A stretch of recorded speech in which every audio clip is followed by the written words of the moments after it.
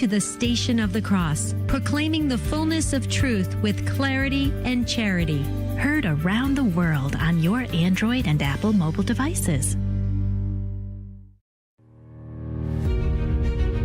Today on The Simple Truth, it is Testimony Tuesday, where we bring you real, live, first-hand testimonial accounts of the life-giving reality of Jesus and his Catholic Church.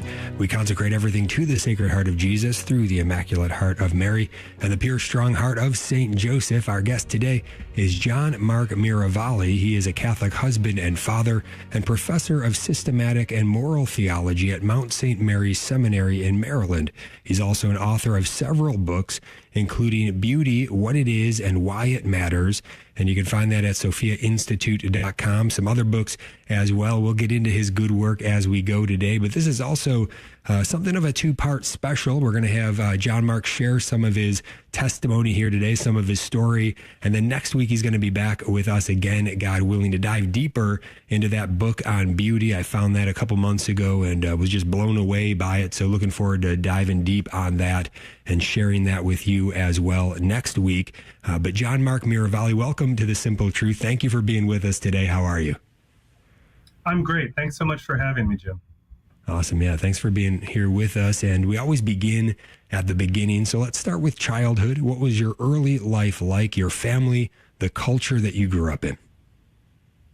So I'm very blessed in countless ways, but few more profoundly than my parents, who were very devout. My dad's a theology teacher. He's also bald like I am. So it's obviously some kind of genetic disorder that we hope to isolate before it afflicts my kids. But my mom was one of that first generation of homeschool moms. Daily rosary, daily mass, priority on getting to heaven as opposed to getting ahead in this world. I'm the oldest of 8 kids. So yeah, I can't be more grateful to my mom and dad for giving me everything that they possibly could, teaching me everything they possibly could, and especially teaching me the faith and a habit of prayer. So strong start, and none of my doing. Yeah, phenomenal. So as that strong start progressed in those young years, what was it like then, the culture, I guess, surrounding that? Because it's one thing for a mom and dad to say, all right, we're gonna really strive to live this well and hand this on to our children, the Catholic faith, share the real deal with them and grow them the right way here. But it can be difficult. You got to find some good Catholic community as well. What was that like as they tried to form that Catholic community? Was that hard to find, or was that something that was also quite blessed? Yeah, also quite blessed. We lived a little bit out of town, but my dad teaches at Steubenville. He's taught at Steubenville for 35 plus years, Franciscan University.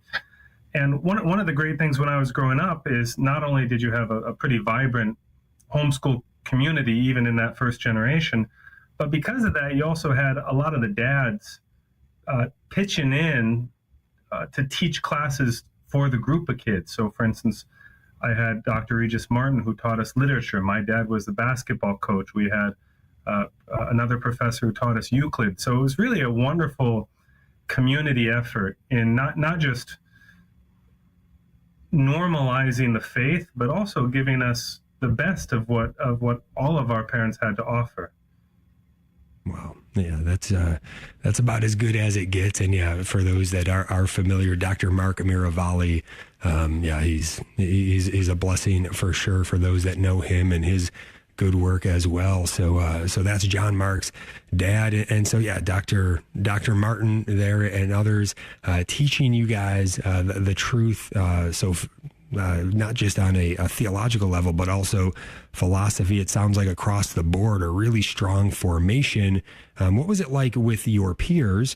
Was everybody kind of getting this and it just bearing great fruit in your lives? If so, what kind of was that like? Because that seems like that's the vision we want to try to fulfill throughout all of our lives and our families and our communities. I'm sure there's still, cracks in the system.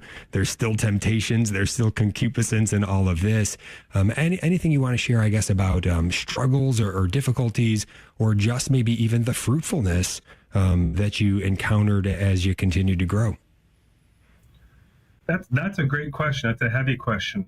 I'll say that because it was, again, to my way of thinking, it was really the launching of a new cultural norm, right? So for now, today, everybody has heard about homeschoolers. Everybody's heard about large Catholic families. Back then, it was newer, and so you did have, I think, a lot more fear from a lot more folks. You had a lot more pressure. You had a lot more concerns from, let's say, extended family. Sometimes you had people from rougher backgrounds who kind of launched into it midway and were still bearing the scars of their past, or the wounds from their past. So no, it certainly wasn't swimming, and not all the marriages in the group survived. Certainly not all the kids in the group retained their faith or acted on it. I don't know that I have any great insights as a result of that, except, well, I'll tell you this. I'll tell you what I've said to my kids is, look, either there's free will, in which case my parenting won't determine your life, no matter how good or bad it is, or there's no free will and I couldn't have been a better parent anyway, so I'd be off the hook in any case. So I do think that there's lots of free will, there's lots of woundedness, there's lots of problems, certainly in that community. But in terms of the truth being offered on the natural and supernatural level, yeah, it was offered, even if not all the examples were optimal. Mm-hmm. Awesome. Yeah. So your sense then in the sacramental life, so you're baptized, I'm sure, pretty quickly as an infant. And then, so first penance, first confession, first Holy Communion, confirmation. What was it like as somebody who, I'm guessing, as you're receiving these sacraments, you really have a strong sense. You had a good formation. This is Jesus. This is the sacramental life. He died to give us in his Catholic Church. I get to receive this. Anything you can share with us about the sacramental life in your experience? Yeah, for me, the sacramental life was often not sort of, it was the basis. So it was presumed, I think, not in a bad way, in a good way. Again, we were daily mass goers, a lot of adoration, obviously receiving the sacraments regularly. For me, one of, I think, the distinctive things that I benefited from is I'm a very sort of analytic guy, sort of logic choppy by instinct. As a kid, I liked to argue way too much, and so I was very delighted, and I'm still very grateful that every time I had a question, someone in our community had a good answer. So I remember my dad, I think I was 11 or 12, and he cracked the Summa for me the first time, because I had some question, I don't remember what it was, but he said, oh, let's see what St. Thomas says. Here's how you use this. Yeah, I'm awfully grateful for that. And now I teach philosophy and theology to our little group of homeschool kids to try to pay that forward, because that was very important to me. Mm-hmm. Yeah, awesome. John Mark Miravalle here with us. And so as you were growing then, getting a little bit older, maybe middle school, high school years, what was your sense of vocation, discerning vocation? Was this something that was just natural, that everybody would be discerning vocation, and that it would not be some big deal and some anxiety-filled sort of thing, but just something that flowed from a life of prayer, and again, the sacraments being at the core? And what is our Lord calling me to do? How is he calling me to live definitively in a vocation? And just anything you want to share with us about your formation on that and your experience of discerning that as you started to grow older. Yeah, so I actually have a lot of ideas about that based on my experience. And now, of course, I teach at a seminary, and a lot of guys are still in the process of discerning their vocation when they show up. So my personal experience was absolute anxiety. I think rooted in this idea that God has a particular role for your life, and he's trying to send you the message all the time, but you have to figure out how you're going to receive that message. So the way I thought about vocation for a long time was God is sending me a message on some radio frequency. And when I go to prayer, when I go to holy hour, when I pray my rosary, I should be fiddling with those AM, FM knobs and trying to find the darn frequency so I know what to do, because he's sending me the message to either be a priest or to be married. And I got to figure out which it is, because he's got a plan A for my life. And if I screw this discernment up, if I don't twiddle the knobs right, I'll be stuck living a plan B life. And that'll be a total drag. So actually, that was a big process, trying to overcome that paradigm of discernment, which was kind of common in my circle growing up and even in my college experience. That was, a lot of people thought about discernment in those terms. And now I'm a much bigger believer in the steps of prudence as laid out by the church's virtue heritage as a way of making even big decisions. Mm-hmm. Yeah, awesome. Well, I think we're about to hit a break in just a couple of minutes, but maybe we can take a little stop here. Anything that you want to share with us now about that prudence that you mentioned? Anything quickly that could be helpful to us on that account? Yeah, just very quickly, the Lord has given us the virtue of prudence. That's what we use to know his will. It's not necessarily mystical intuition. It's deliberation, judgment, and then trying to persevere until God tells you otherwise. Mm-hmm. Yeah, that's well said. Yeah, I think, we can always, and we ought to, bring everything to the Lord in the life of prayer and be wide open to receive whatever it is he wants to give us. If nothing specific is coming from the Lord as a very clear directive, then the prudence is the way, and to remain wide open and to continue to just hand him over everything. And sometimes you will get a good prompting from the Lord that is a great gift, and then we say yes to that. But otherwise, we just keep going, taking that next right step that's in front of us based on reason soaked in his grace. We'll be right back. Stay tuned.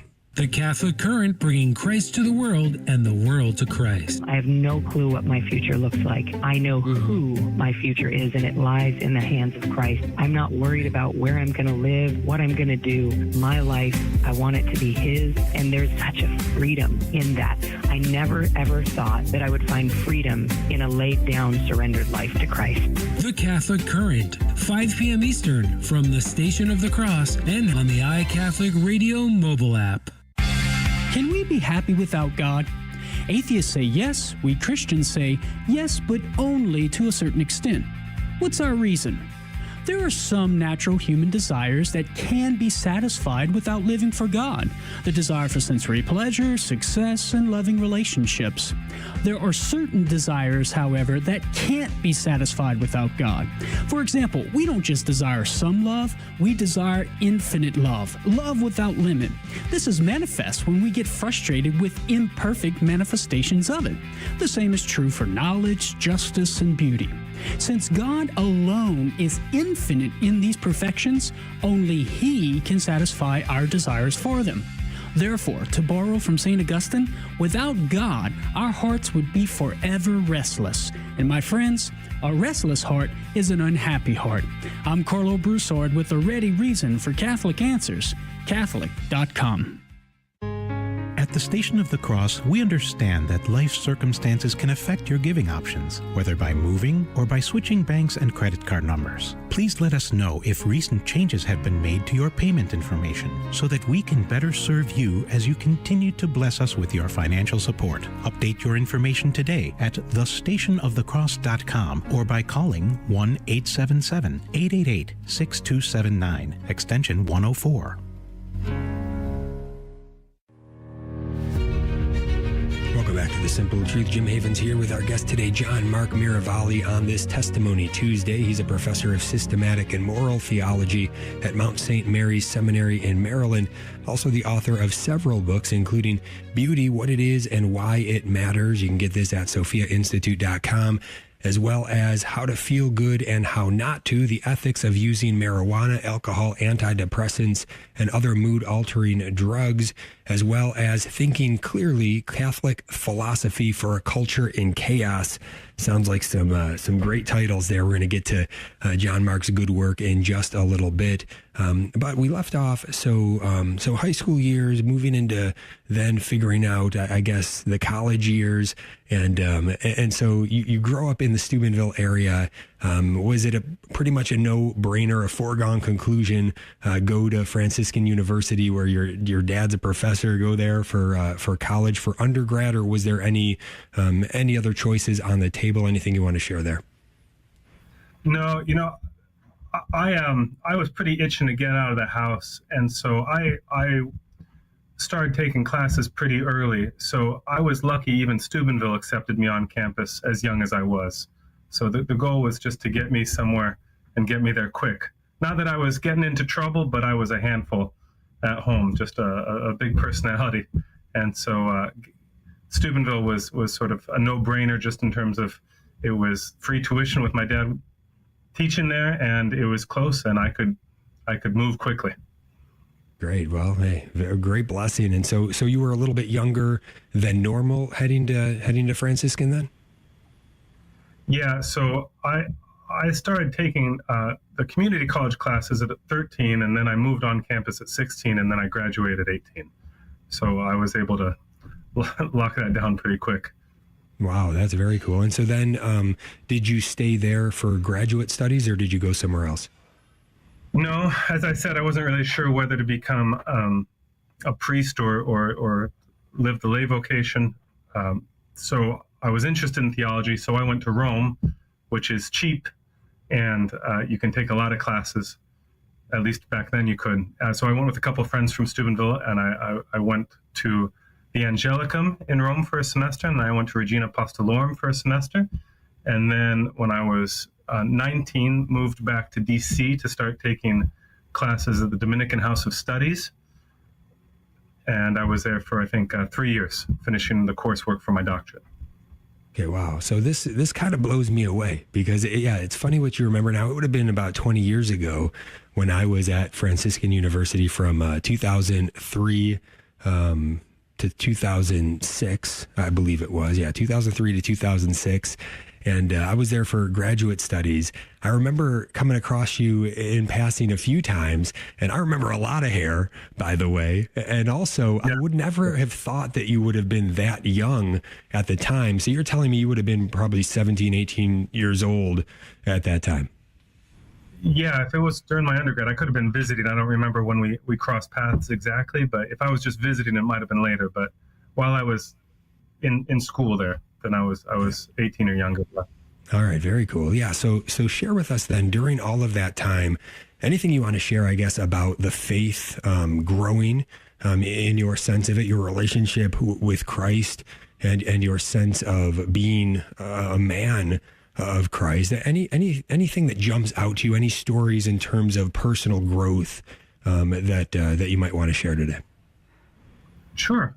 So certainly one of the great points of genius, of distinctiveness of Franciscan universities, they have the household system.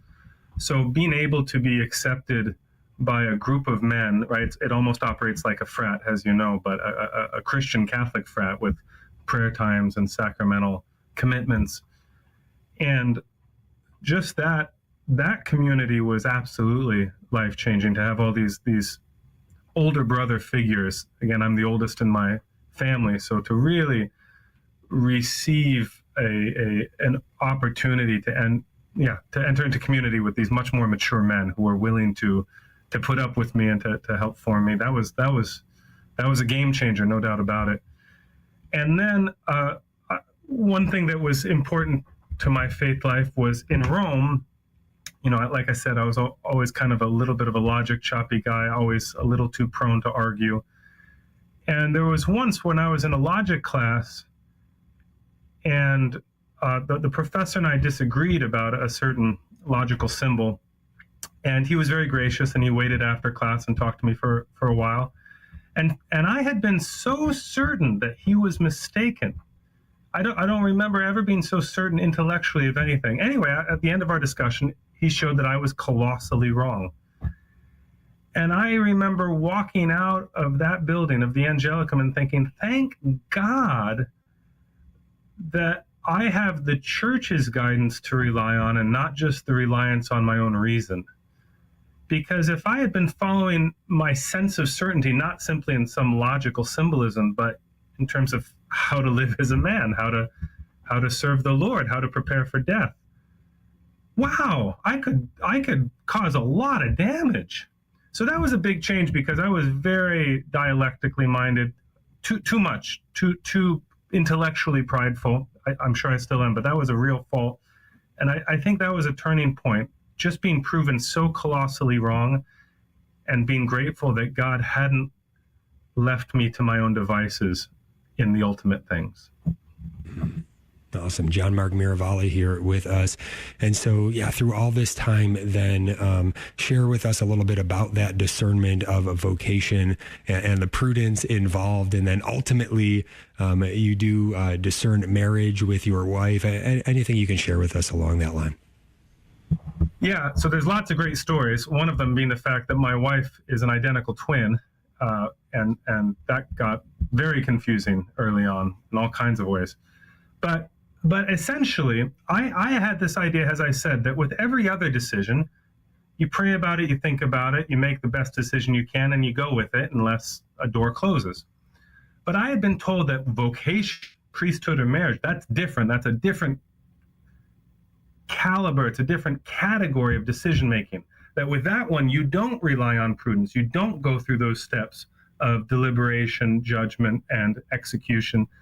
You rely on a more mystical sensibility.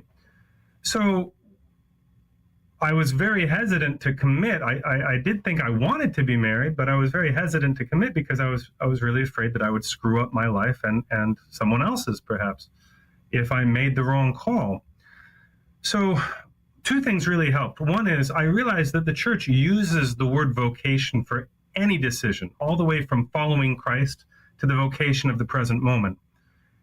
And that vocation was not an excuse to avoid prudence or going through the basic steps of prudence as Aquinas and the Catechism now outline. That was one thing, to say, oh, wait a minute, every decision is actually the same kind of decision. They're all vocations, the big ones and the little ones. The second thing I did is I went up to a kind of Ignatian-style retreat in Boston, and the priest said, let me tell you about a guy who made the wrong decision. Because I said, look, I'm terrified. If I make the right decision, I'll screw everything up.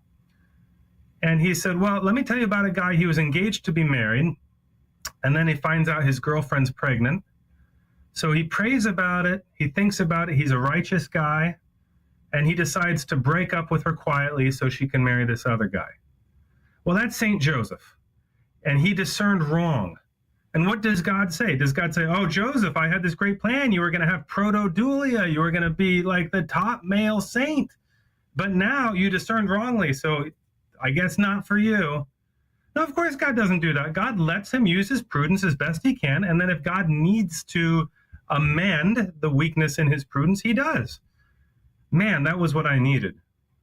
I needed the go-ahead to trust God enough to use my own imperfect faculties of decision-making, and then trust that if he needed to make some adjustment, he would. And so that's when I asked my girlfriend to marry me. Wow, great insights here with John Mark Miravalle. So then, I guess, where are we on the timeline then when you get engaged and then you get married? Are you in your graduate studies? Are you done with your graduate studies?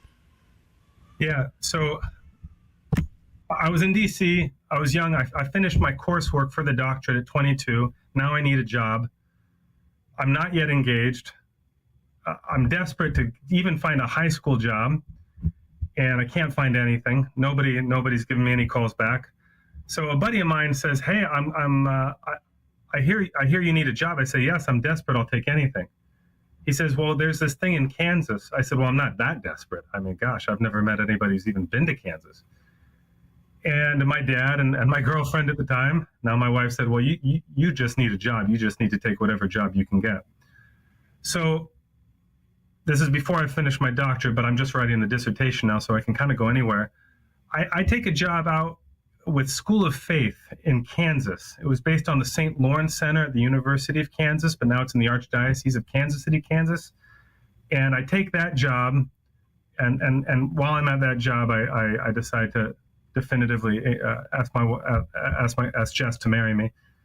And anyway, I only gave a 2-year commitment, but we were out there for 8 years, and it was an incredible time. We got married. We had our first 3 kids.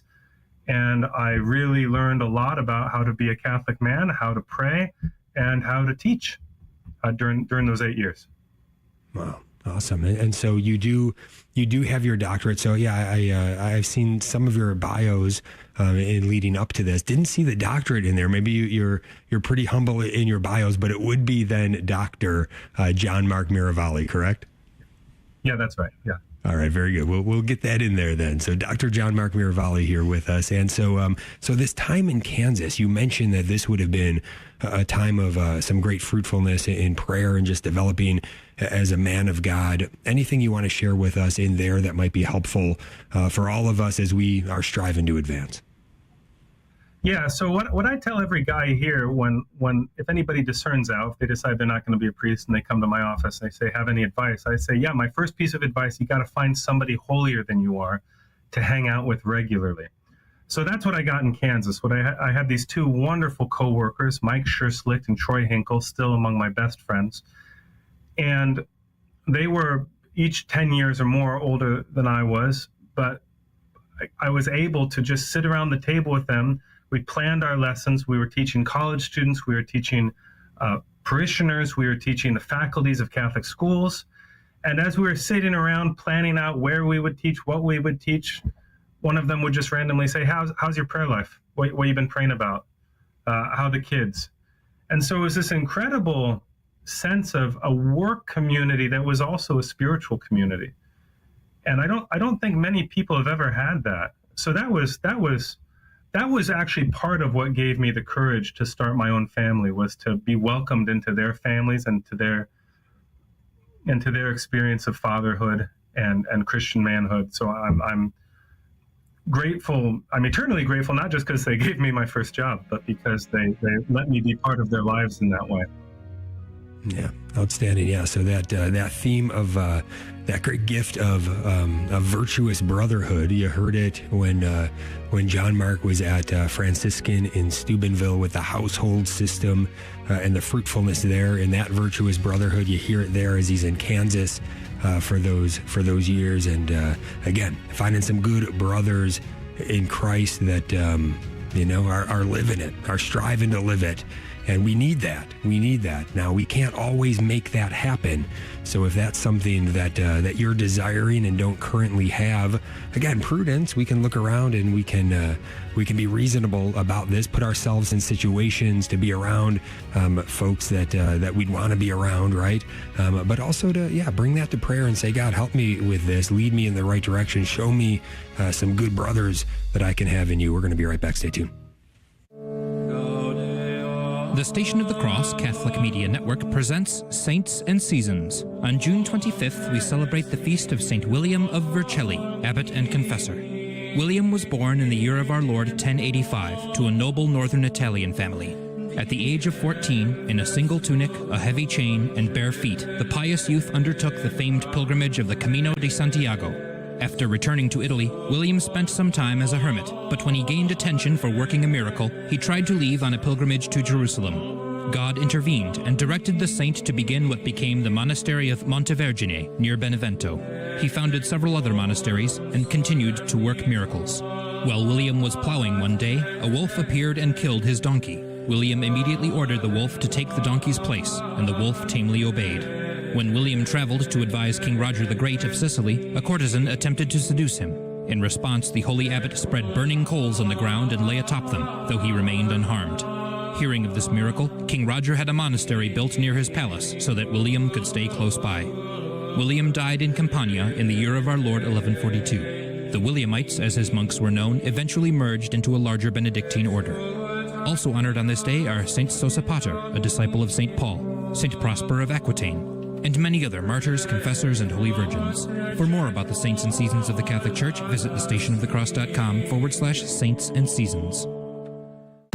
The Station of the Cross began broadcasting in Buffalo, New York in 1999. Since then, our listening areas have multiplied and expanded into several states. While our mission is to grow the Catholic faith through radio and other media outlets, our apostolate is supportive of but independent from your local diocese. Through your generosity, we are able to inspire countless listeners with the gospel and help lead them to a parish to be spiritually nourished by the sacraments. Back to the Simple Truth. Jim Havens here. Testimony Tuesday with our guest today, Dr. John Mark Miravalle. He's a Catholic husband and father, a professor of moral theology, systematic and moral theology, also an author, and getting into his good work. So he spent some time in Kansas. We were talking about that in the last segment, some fruitful time in Kansas. And so that must have been difficult to spend. I think you said 8 years in Kansas, and then to move from there, from a good fruitful environment where you got some good friends, some good brotherhood, some good community, some good Catholic community. What was that like? And then where'd you go from there? So again, 8 years, and not only have a great work life, but there was a lot of great Catholic families around us. My wife was really connected to a lot of great moms. So my first couple of years there, I'd kind of planned on something like an academic career, and the Kansas job was not really that. It was in many ways much better because we had to go out and convince college students to take our classes, convince the adult parishioners to take our classes, and then the Archbishop sent us into the Catholic school faculties, and that was often an audience of folks who didn't really want to be there. So it was an incredible training in engaging with people who are not necessarily sold on what you're offering. Anyway, so after about 4 or 5 years of trying to apply to universities, I said, what am I doing? I love it here. I love this situation. This is where I want to stay. And so my wife and I talked about it, and we decided to buy, a big house. We'd been there 8 years. We got pregnant with our fourth. And while I was in Kansas, the local atheist society at the University of Kansas asked me to do a debate with Dan Barker, who's the head of the Freedom from Religion Foundation. He's, I guess, the most experienced atheist debater in the world. It was his 90th debate and my first. So I did that debate, which went well, except my voice got too high. I'd been watching too much Seinfeld, so I started talking to him. Anyway, a lot of mean comments on the YouTube channel, right? A lot of people saying that I was trying to prove God's existence to bats because they were the only ones who could hear that high. But then I also started doing some other debates. I did a debate on same-sex marriage with one of the leading gay philosophers in the country. My dad and I did a team debate with two kind of fairly well-known atheist personalities. So those got some YouTube traffic. And anyway, right before we were about to buy the house that we would stay in forever in Kansas, I get a phone call from a buddy working at Mount St. Mary's Seminary out here in Emmitsburg, Maryland.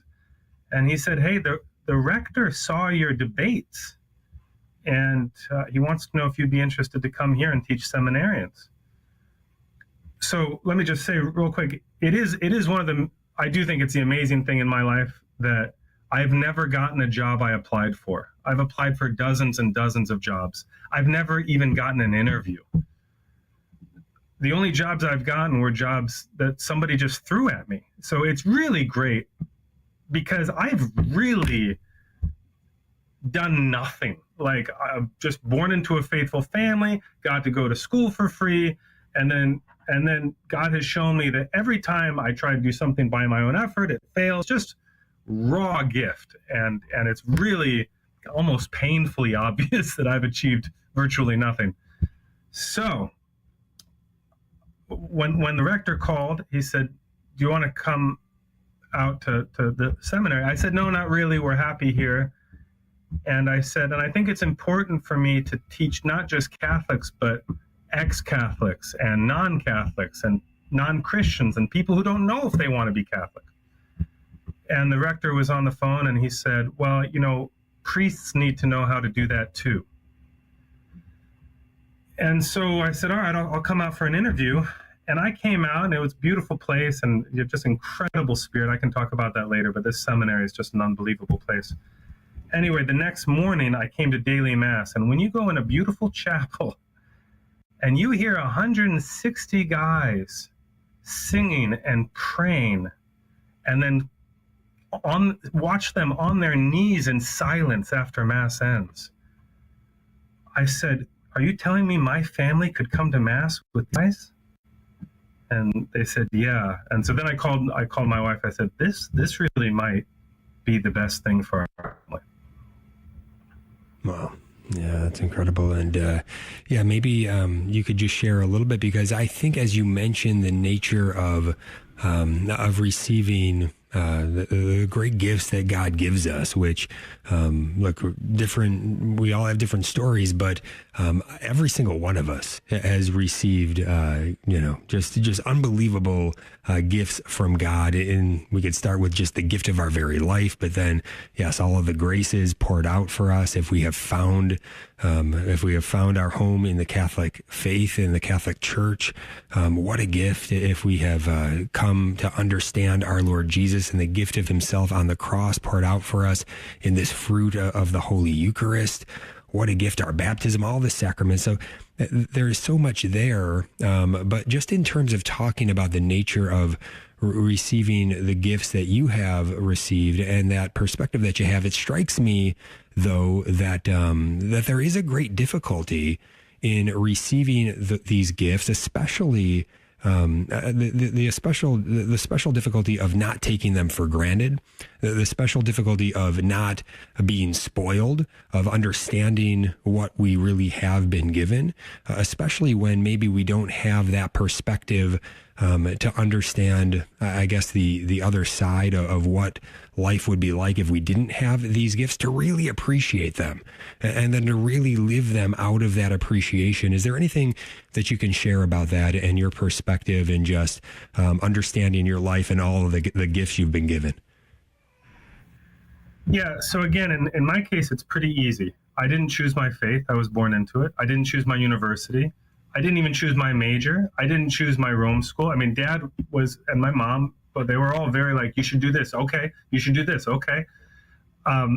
My wife came to meet me. I was actually trying to meet another girl when my wife approached me and started a conversation. Like I said, none of the jobs I tried to get, I got. So my kids, right? I certainly did not plan these kids. Those showed up without my sort of pushing a button. I didn't have them in mind, let's say, before they showed up. So to me, it's just really clear. Everything that has made me most happy is not my doing.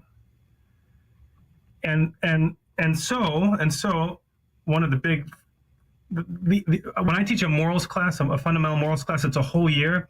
The last class is on gratitude and on the importance of the Sabbath as the day of gratitude, where you remember that what God has already done is more important than anything you still have yet to do. So that to me is the practice where you remember, hey, nothing I did got me here. So nothing I have yet to do is as crucial as what God's going to do. And I think just a little reflection, probably for everybody, makes that fairly self-evident. Yeah, John Mark Miravalle with us here, and share more with us then about. Let me ask you this about the book. So I see that the first title that I'm seeing listed here goes back to 2010, "The Drug, the Soul, and God: A Catholic Moral Perspective on Antidepressants." It seems like then the 2020 book, "How to Feel Good and How Not to," maybe flowing from that 10 years later. What can you share with us about the writing and about the sense of putting this work forward as an author? That's a great question. I'll give just a couple pieces here. So one is just, I was looking for a dissertation. Again, I thought I would do something in systematics or some real speculative philosophy. And Dad said, do morals. You've got enough on the speculative side in your background. So I picked a dissertation on morals. The goal when you pick a dissertation, do something someone else hasn't picked yet. So I picked antidepressants, and that would be a longer discussion, but I do think that people do not know how to delight well. And because they don't know how to delight well and what to delight in, they do not know how to suffer well. And that's a pretty bold claim, but I'd stand by it. And I would say both that original dissertation and the book on beauty, which is about delight, and now also this book on alcohol, marijuana, and also antidepressants, it's fundamentally about, and it's connected to what we were just talking about with gratitude, the fundamental thing that people, I think, really need to learn how to do is delight in the good. And once you do that, you have this reservoir built in that helps you to endure the evil. And without those two skills, man, you're going to fall apart in every area of life, and you're going to hang on to non-virtuous delights and non-virtuous consolations during times of suffering. So those have been some of the ideas that have been consistent through those books.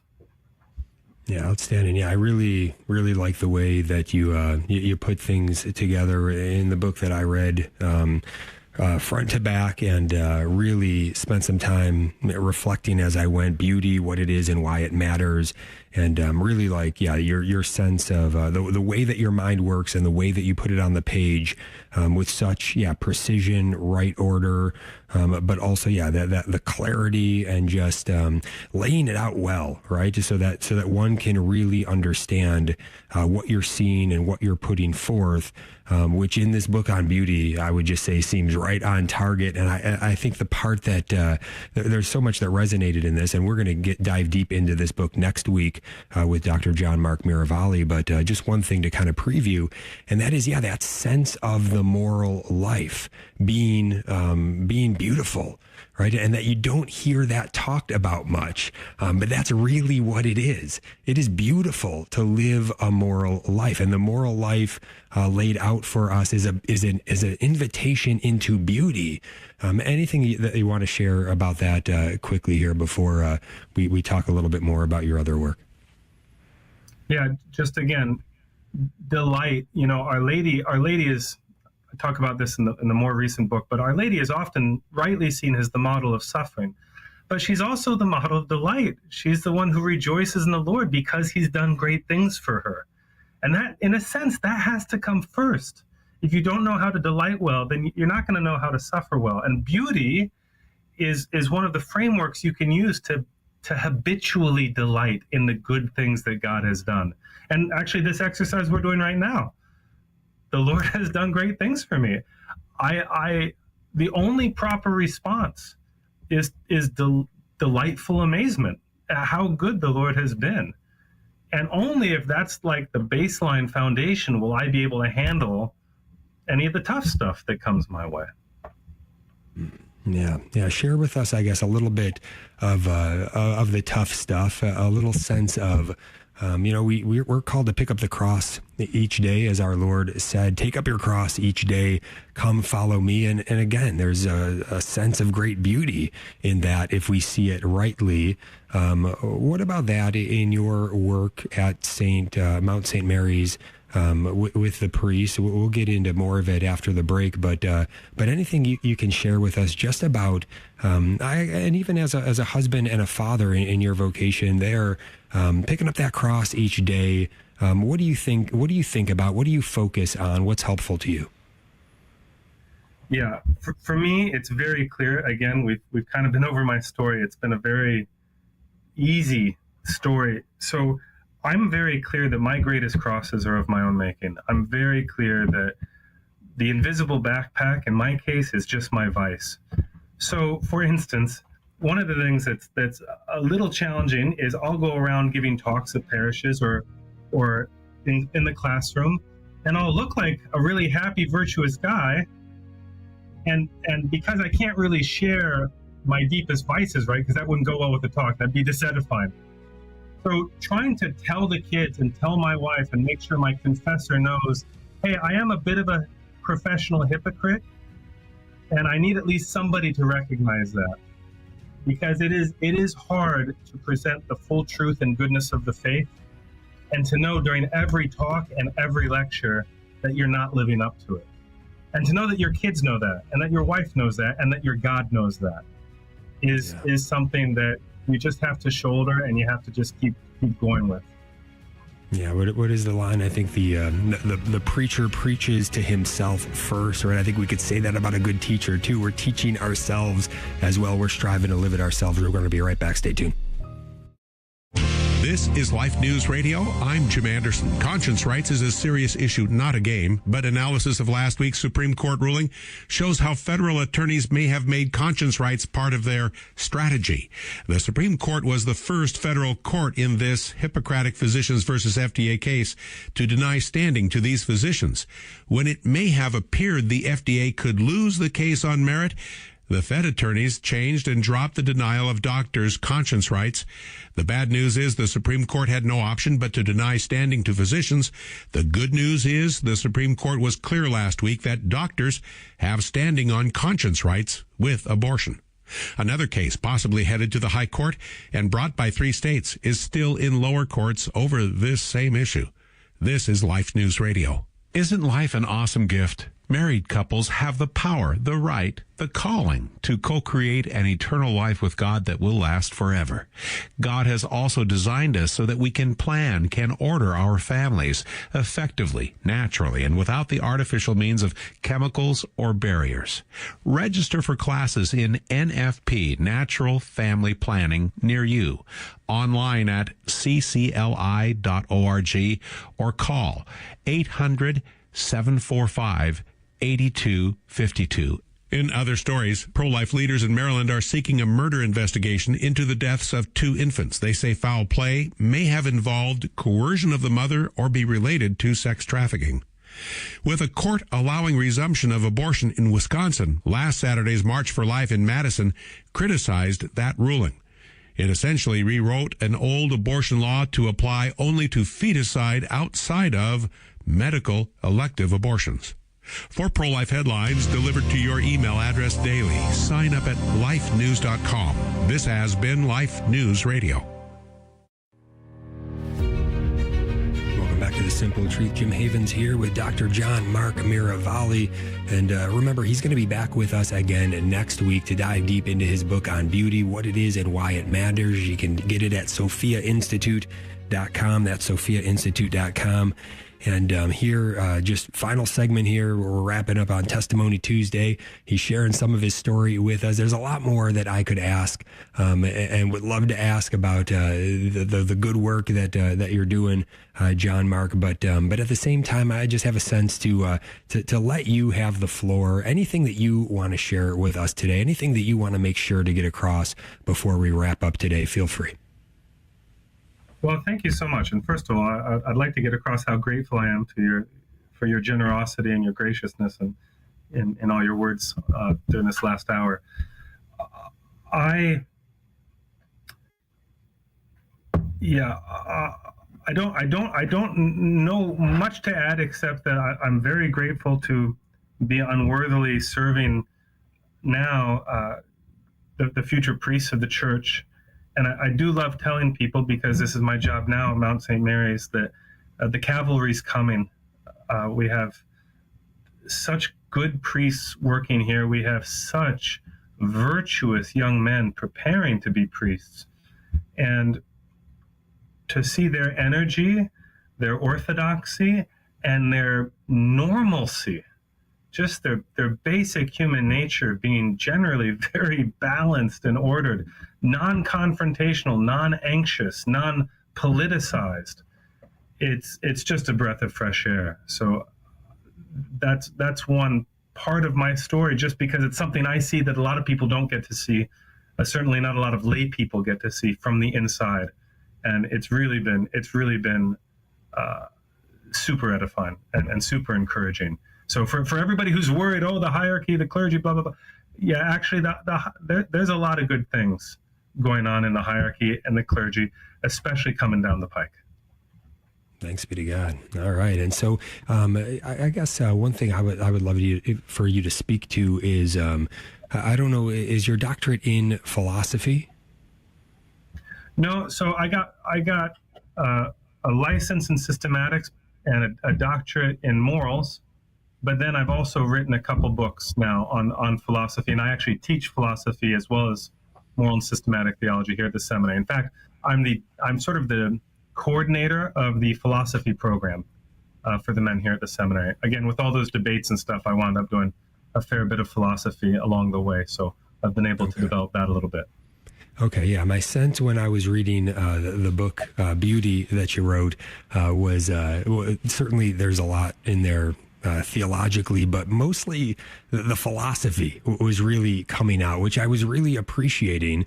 And so a lot of people, it's hard to maybe understand. Maybe they've never had a theology teacher or a philosophy teacher who's grounded in the Catholic faith, really just lay out very basically how to understand what philosophy is, what theology is, how they go together. Can you just share a little bit with us about that today? Yeah, that's a great question. Thank you so much. I am very passionate about this. So theology is where we try to understand what God has revealed in Jesus Christ through the Bible and through the teachings of the church. So it's the highest truths we can know. But philosophy is where we try to understand what everybody knows just by being human, but hasn't reflected on. So philosophy studies what is accessible by means of universal experience. That's really cool. That's really important because it means that philosophy gives you the most common ground there is. If you have some philosophical training, that means you understand a little bit about the universe, a little bit about the human person, a little bit about causes, a little bit about logic. Then what's really awesome is you can talk to anybody about important stuff, whether they're atheists or Buddhists, right, or Hindus or Christians or Catholics. So in a pluralistic society where you never know what the guy across the street is thinking or where he comes from, philosophy is your bedrock. And that's why John Paul II said that without philosophy, you really can't do evangelization anymore, because philosophy is the basic place where we meet people who don't share our faith. So I'm a big believer in sort of broadening philosophical literacy among Catholics. There's been great work in making sure Catholics know the Bible, making sure Catholics understand the moral teachings, making sure Catholics understand the theology of the body. I really encourage people out there to also, if they're interested in sharing the faith with friends, family, or just the guy on the airplane, to really try to build up a little bit of philosophical background so that you can talk to anybody about almost anything. And is this really the subject of your latest book, Thinking Clearly, Catholic Philosophy for a Culture in Chaos? Yes, that's right. It's just a very basic introduction to Catholic philosophy concepts with like practice scenarios so that you can really build these bridges to whomever. Okay, outstanding. Yeah, that's terrific. Again, Thinking Clearly, Catholic Philosophy for a Culture in Chaos. And I believe that one is Our Sunday Visitor, but I'm sure you can find it there or wherever you can find good books. I'm sure you can find that one as well. But yeah, and anything else on that where, we only have a couple minutes, but anything, I guess, just on a basic level for people if they want to get started, just to whet that appetite, what would you share with them as maybe just a foundational thing to keep in mind along the lines of what you're talking about? Yeah, well, let me back up real quick, and I'm sure your listeners already know this, but I'd be really deficient if I didn't say it. As I said before, I like to argue too much. I have an inclination towards logic choppy, towards dialectic, towards dicing things up. The first thing to remember, of course, is that daily prayer is the only thing that can keep your faith solid, or anyone else's faith solid. So like as a dad, again, it was another switch in my head where about a couple years ago, I thought, ooh, I got to be careful. I'm spending more time giving them apologetic defenses than I am training them in the habit of daily prayer. And that's stupid, because that makes it think like my arguments are going to do a better job than a relationship with the Lord.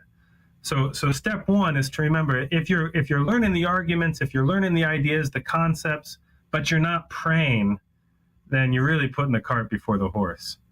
So with that in place, then step two, I just think means try to understand